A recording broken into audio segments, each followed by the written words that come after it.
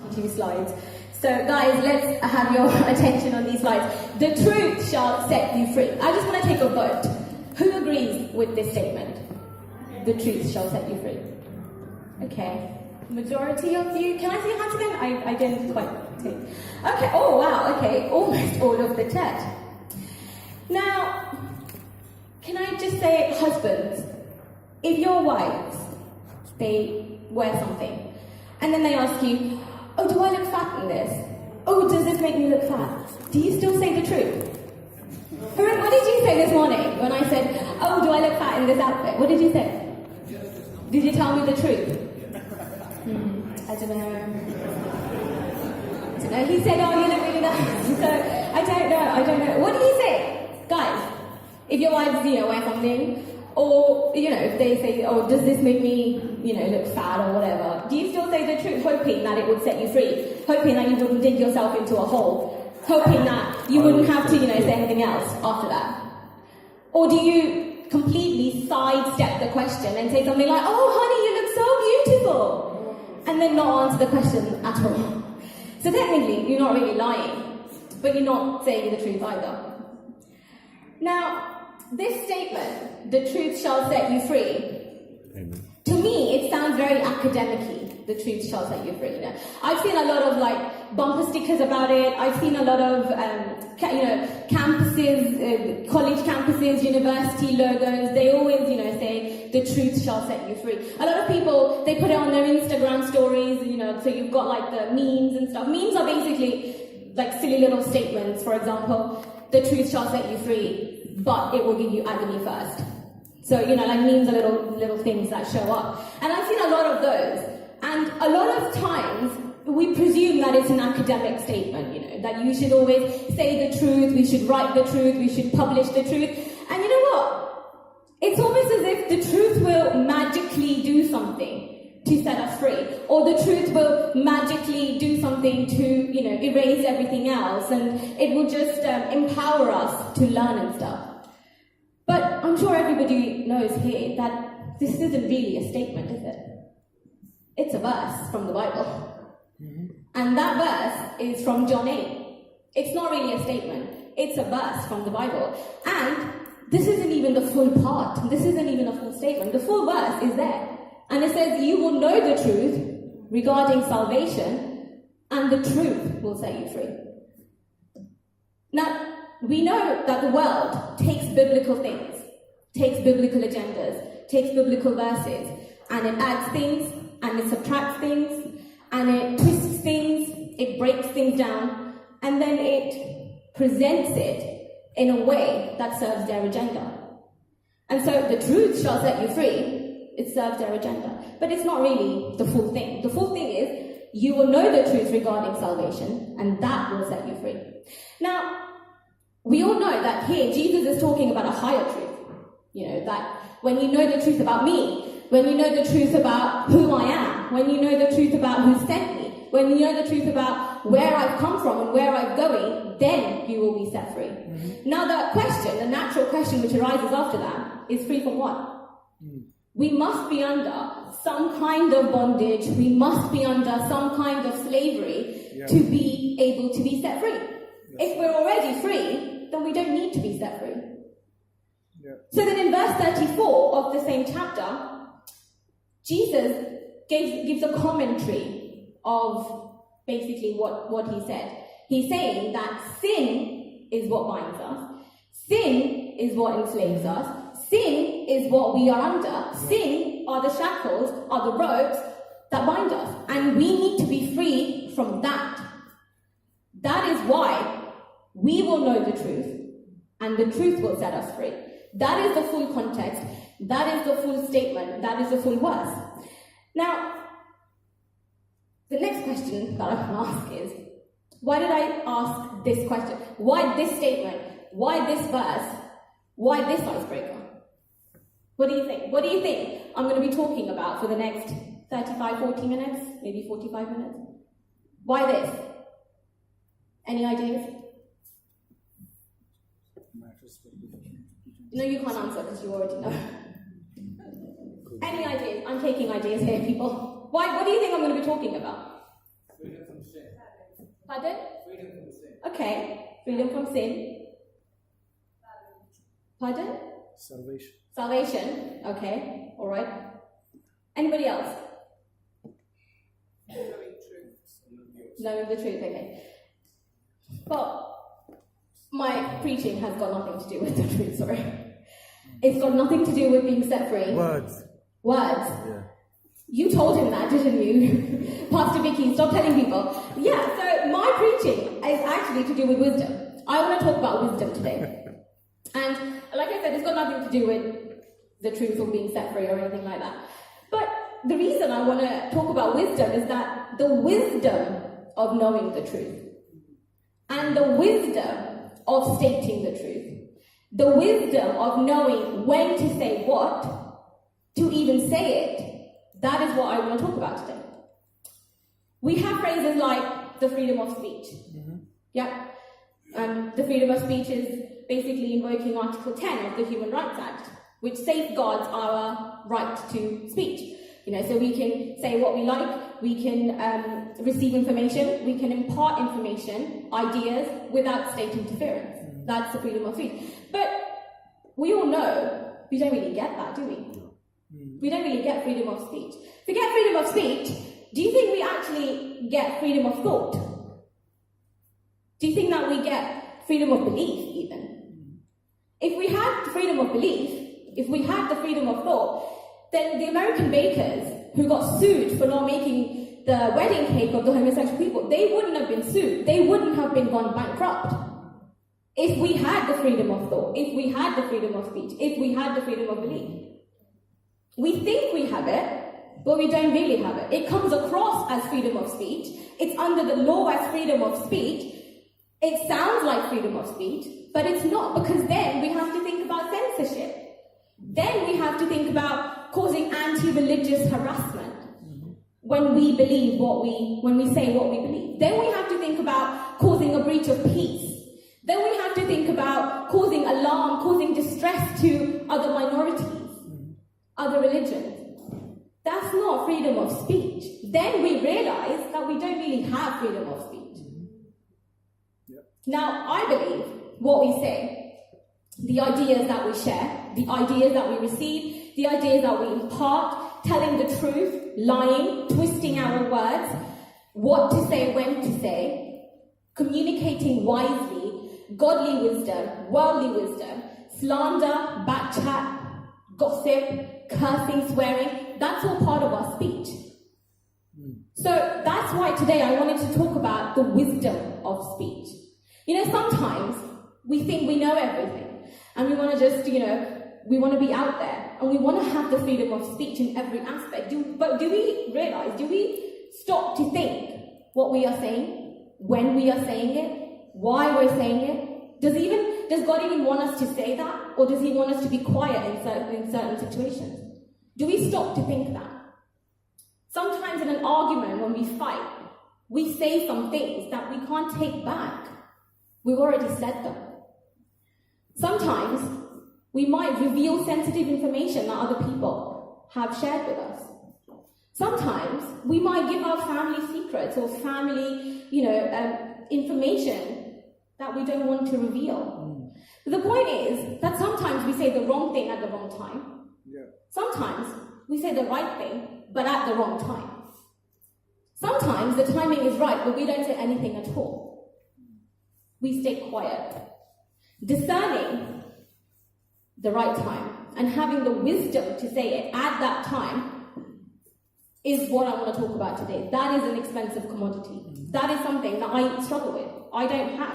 I have to really think about where I am. I have to really think about what I'm saying, why I'm saying it. I have to really think about certain situations. God, do you want me to say these things? I have to think about it. We fight, we argue, we protest, we do everything to get our freedom of speech back. But what we have to understand, that comes with the responsibility of saying it wisely. Amen. Trying to understand the situation. Right. Now, I'm not saying that you should lie. Please don't say that. Don't go home and say, Michelle told us to lie. And, I'm not saying that. I am saying be wise about it. Yeah. I'm not saying that you should write out lie or lie by omission. No. Be wise about where you are. Be wise about the words that are coming out of your mouth. Be wise about the people that you are with. Be wise about the circumstances, the situations. Be wise enough to ask God, God, do you really want me to say these things? Or is it better that if I stay quiet? Wisdom of speech. Now, what is wisdom? Any ideas? What is wisdom? The ability to apply the knowledge that you have. Yeah, that's actually quite right. Yeah, I mean, this is the definition that I have. Anybody else? What is wisdom? Okay, let me rephrase that. What is wisdom in a worldly way? Like, if you open a dictionary, what do you think would come up? Wisdom. I don't know who said that. What is wisdom? Intelligence. Okay. Pardon? Intelligence. Intelligence. Oh, good one. Yeah. So I googled wisdom, and what I came up with was the quality of having experience, knowledge, and good judgment. The quality of being wise. And another definition that I got was the fact of being based on sensible or wise thinking. That's wisdom. That is the worldly definition of wisdom. Now, I found some more definitions in the Bible.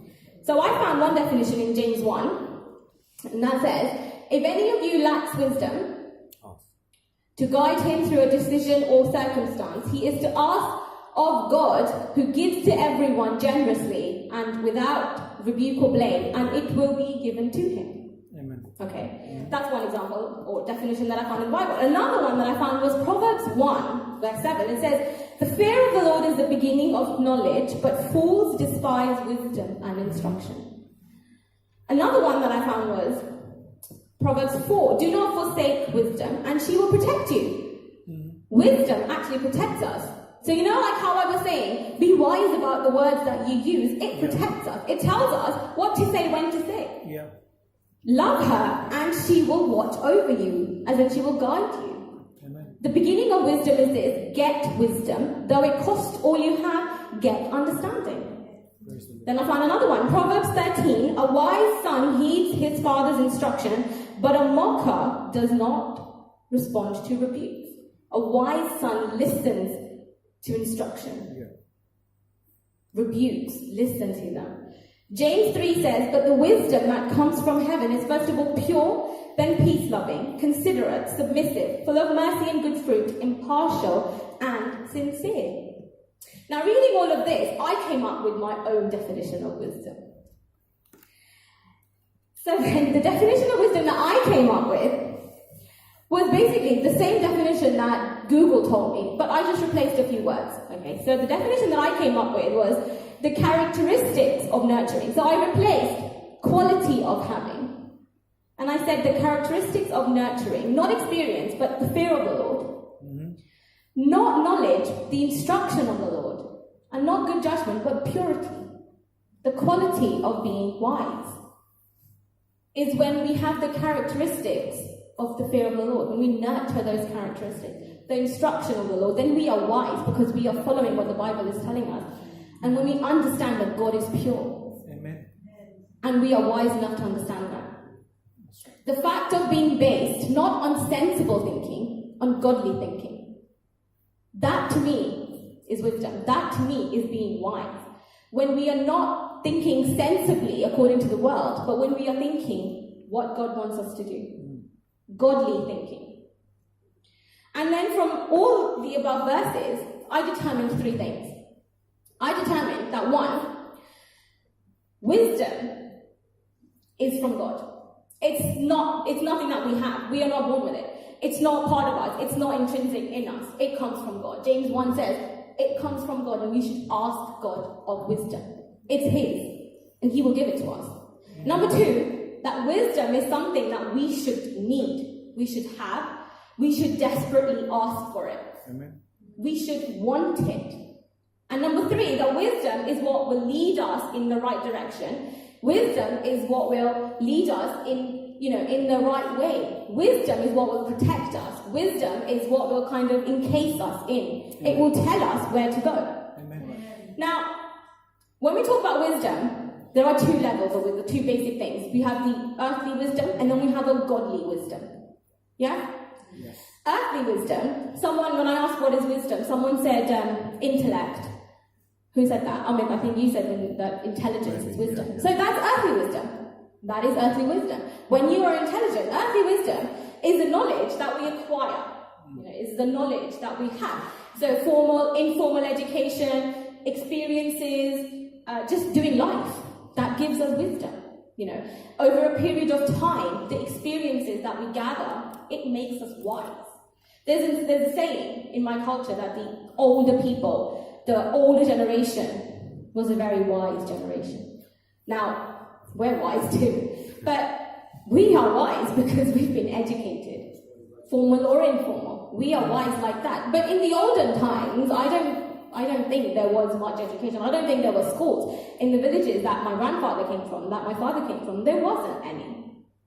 But they were wise. They were considered wise. Why? Because they had lived a long life. They had gained wisdom through experiences. They were wise people.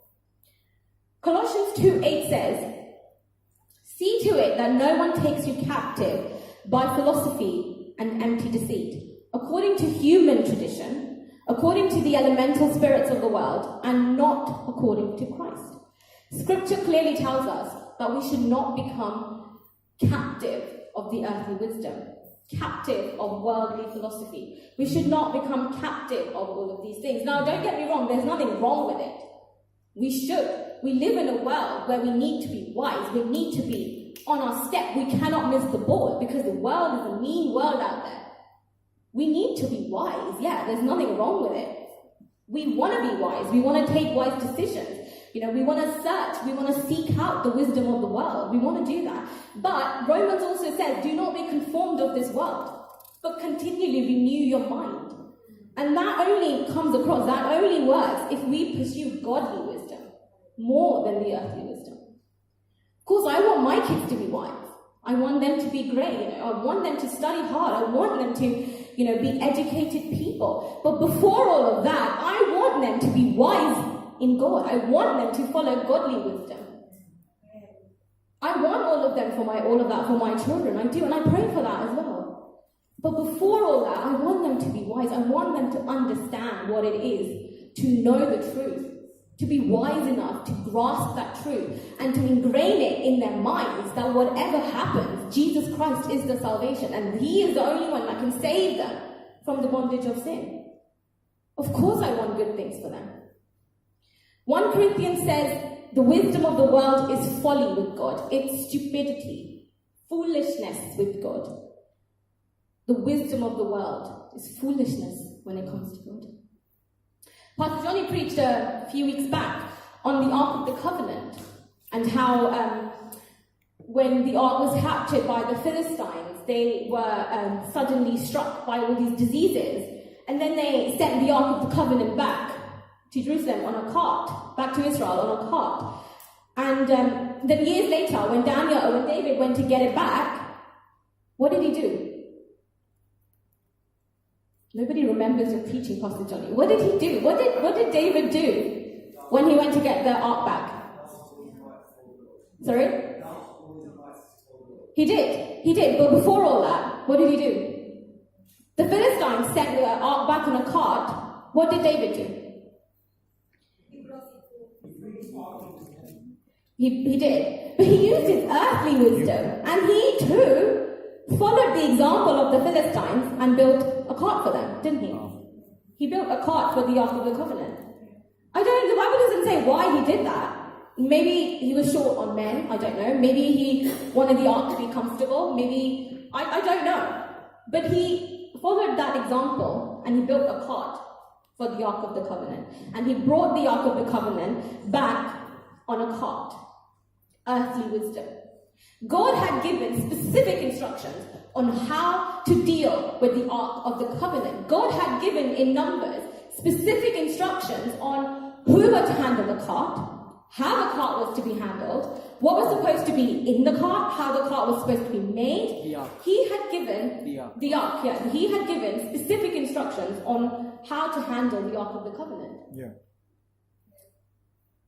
But I don't know, maybe he forgot, I don't know. But he operated in his earthly wisdom, and he built a cart for the Ark of the Covenant. What happened next? Fell off. Well, it didn't fall off, it kind of tilted. And then what happened? His mate touched it. I like it. His mate touched it. Now, it says Uzzah touched it. The oxen went a bit wobbly, and the cart was going to fall. And Uzzah touched the Ark of the Covenant to save it. Mm-hmm. What happened then? Did God say, "Oh, thanks, bro, for saving my cart, my ark, I owe you one"? Or, "That's so great, you helped me out there, you saved my precious Ark of the Covenant"? No. The Bible says God's anger burned against Uzzah, and Uzzah died. Like, he completely just vanished off the face of the earth. Now, David operated in his earthly wisdom, and it costed him Uzzah's life. He didn't, like the Philistines, he didn't get struck by diseases or something like that. He completely lost his life. David operated in his earthly wisdom, and a man died. But godly wisdom is what brought David back. Because when Uzzah died, and he saw that Uzzah died, David feared the Lord. Amen. David revered him. David understood the purity of the Ark of the Covenant. David understood that God is holy. David understood godly wisdom is what brought David back home. Trusting in him, in his instructions. Maybe he remembered all of a sudden that, I wasn't supposed to do that. I don't know. But godly wisdom brought him back. He feared the Lord. The Bible says that Solomon was one of the wisest men who ever lived. Who agrees? Solomon was one of the wisest men who ever lived. Who ever walked the face of the earth. Yeah, I agree with that. But I also think that Solomon was one of the most foolish men that walked the face of the earth. Who agrees with that statement? It's a bit of a random statement there. But I think Solomon was one of the wisest men. He was one of the foolish men as well. Yes? No? Yes. Yeah? Okay. Sue's shaking her head vigorously. Yeah, he was. Why? Why do I think that Solomon was one of the most foolish men as well, as being as one of the wisest as well? Too many wives. Too many wives? Yeah, too many wives. Had 700 wives, I think. 300 concubines. Too many wives, yeah. But I think he was one of the foolish men in the world because God gifted him with unsurpassed wisdom. God gifted him with so much understanding. God gifted him with discernment. But the very thing that he needed, the very thing he needed the most wisdom for, in pursuing God, he completely failed in. He was wise beyond measure.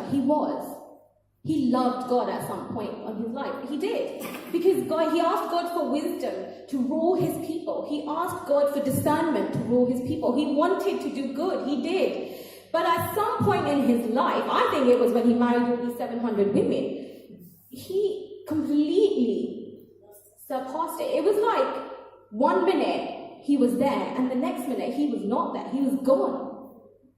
The very thing he needed wisdom in, the very thing he needed discernment in, he failed in. The wisdom of the world told him to marry the daughter of the Pharaoh to secure an alliance. The wisdom of the world told him to marry all these 700 women, plus 300 concubines. He failed it. That was the wisdom. What was the point of his great wisdom? What was the point of, God coming to him in a dream and him asking God of wisdom and discernment and knowledge? What was the point of all that when he completely failed? He missed. He failed to understand the holiness of God. He failed to understand the purity of God. He failed to understand. He was not wise enough to understand that God cannot have any other gods before him. He failed to understand that if he married all these 700 women, they would somehow take him away from God. Sue just read out a verse from the Bible. You should not give your daughter to another person. You should not take their daughters as well. Do not be unequally yoked. He possibly forgot, but he was not wise enough to understand that. And he married all these women. And in that course of time, they led him astray. What was the point of all his wisdom and intellect and knowledge? What was the point of all that when he didn't get it at all? I'm not saying that Solomon was bad. I'm not saying that. He was good. In his time, Israel was doing great. But what was the point of all that greatness? Did that come to any avail? Nothing. Godly wisdom is what comes from above. James 3:7 says, but the wisdom that comes from heaven is pure, peace-loving, considerate, submissive, full of mercy and good fruit, impartial and sincere. These are the characteristics of godly wisdom. It's first of all, pure. God is pure. Godly wisdom is pure. Yeah. In today's world, we want everything for ourselves. I want to have this, I want to have that, I want to have this, and I want to be educated, I want my kids to do great, I want to have a great house, a great car, great job, a great watch. Handbags, personally for me, is I want to have a great handbag. But, everything is about us. Me. And then our extension, my husband, my kids, my parents, my house, everything is about me. Everything is selfish. We come from selfish motives. We have selfish ambitions. We just want to do great in the world. And we should be doing great in the world. But godly wisdom is pure. It has no selfish motives. It has no selfish agendas. It has nothing. It's not envious. It's not bitter. It's pure. God is pure. His wisdom is pure. Then it's peace-loving. When we argue at home, this is a really funny story. Harun and I were arguing once, and Daniel was really little back then, and all he saw were his parents arguing. And so he came in from the next room, and he stood in the middle of us, and he looked at his father, and he looked at me, and then in his little baby talk, he started yelling as well, because he saw us yelling. And Harun and I, we just looked at each other, and we were like, we can't do this in front of Daniel. We can't, because he doesn't understand. But all he can see is his parents are arguing and yelling at the top of their voices. And so we were like, okay, no more arguing in front of the kids, because they copy us. Godly wisdom is peace-loving. When we do all of this, are we peace-loving? Are we portraying peace? Or do we forget sometimes that our kids are the church of today? They are the future leaders of tomorrow. Do we forget that when we argue and when we are, angry and when we kind of say horrible things to each other? Do we display peace-loving attitudes to them? Sure, when we're outside, everything is fine and hunky-dory, and we're trying to put on a facade, and everybody, someone says, oh, how are you? And we say, oh yeah, we're good, sister, we're good, brother, how are you? And especially with me, when I'm outside, Daniel does something, Ezra does something, and I'm like, oh, sweetie, don't do that. But when I'm at home, I am like, don't you dare do that. Are we peace-loving? Is that a peace-loving attitude, something else outside and something else at home? When we're at home, that's the true test, Are we displaying that? The world is in chaos today because everybody wants to have one up. We have a better army, we have nukes, we have this and we have that. The governments are in chaos of the world because everybody thinks they're better than the next nation, they're better than the next person, they're better than their neighbors, they're better than, whoever. Who cares? Yeah. God's wisdom is peace-loving. Selfish ambitions, they have the ability to start wars. They do. But wisdom brings truth. Wisdom, godly wisdom, brings clarity where there is chaos. Be wise to understand that godly wisdom is peace-loving. It brings clarity, not chaos.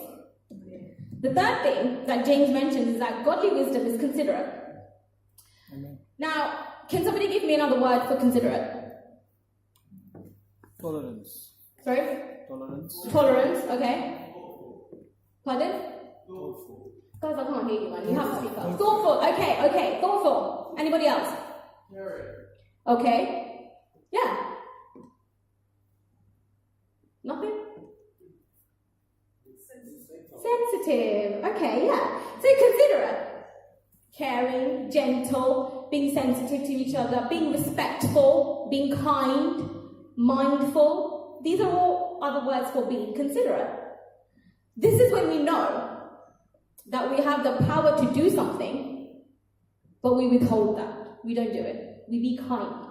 We be caring. We be considerate.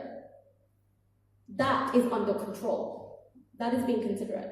When we know we can do something, but we are being mindful of the other person, and we don't do it. We have that under control. That is considerate. Being caring, being a little sensitive, being mindful of others. Keeping quiet in arguments is being considerate.